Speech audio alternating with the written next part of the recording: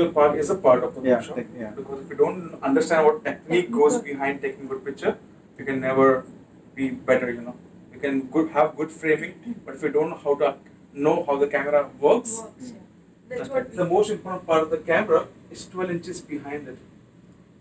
What do you think he's talking about? Is the eyes and the brain. The eyes in your brain. Eyes because you see from your eyes, in your brain because you process what you are seeing with your brain. So instead of saying camera is just a medium. So, who else is importance of cameras? Camera is just a medium.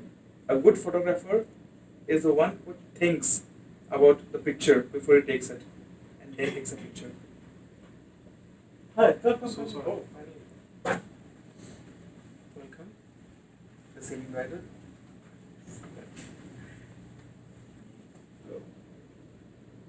The objective of the workshop is to help you frame the picture.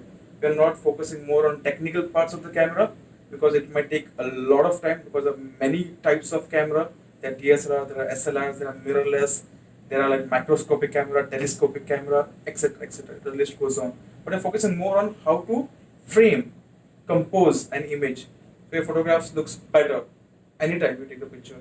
And mostly with a phone. Not focusing on DSLRs like we have here. Who has a DSLR here? You have a DSLR. Okay. Everybody else on phone? Okay, great. Wonderful. But not using now.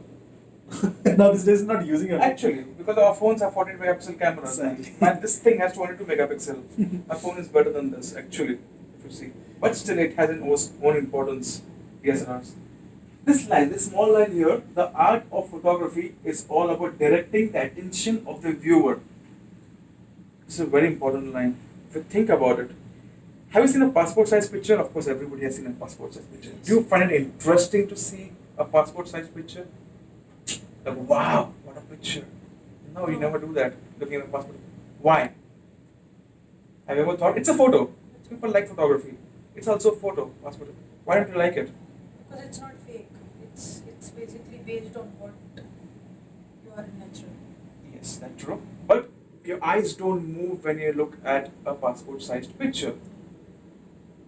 Okay, a picture should make your eyes move from one point to another. That is makes a picture dynamic, gives it depth.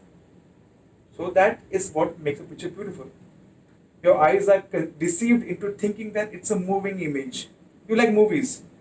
If I show you pictures on a theater for 3 hours, you're going to be interested. No, but you go to a theater to sit down in one place and watch movie for 2.5, 3 hours. You do that. So our mind, our eyes, they like moving images because of the attention span, basically. So when a picture is good, it is when your attention is directed to different points in the picture. There are pictures here, right? At the first picture, your attention moves from the first part here, this one, the light pole, to the tower in the background. Your eyes move. It creates a depth in the picture. Yes. Right. Second part, your eyes move first from the tree to the bright spot behind in the clouds. So you see the tree first, then you look at the background. The sunset is nice, mountains behind it. There's a little bit of water there. Your eyes move to different parts of the image. That's a good picture. Okay, quiz time. Which is a good picture here? You can have different opinions. The first picture on the top, who likes it? This one. Anybody? Okay. Second one, that one? Nobody. This one? So most of you like the last one. Below here. Just remember your choices. You're going to learn why you like that picture. Because we don't know why we like certain kind of pictures. We just find it, okay, it's a nice picture. But there's a reason behind it. And if you come to know of the reason, you can take those kind of pictures yourself. Okay? First. Portraits. Which portrait is better? Which one do you like? The first one? Hands up. First one. Nobody. Okay, two of them. The first picture. Okay. Middle one. Okay. The last one. Sorry, the middle one. Okay. First one again. No. Middle one. Most of you. The last one. Okay. Good. Remember your choices again. Are any of these good pictures? All the pictures are good?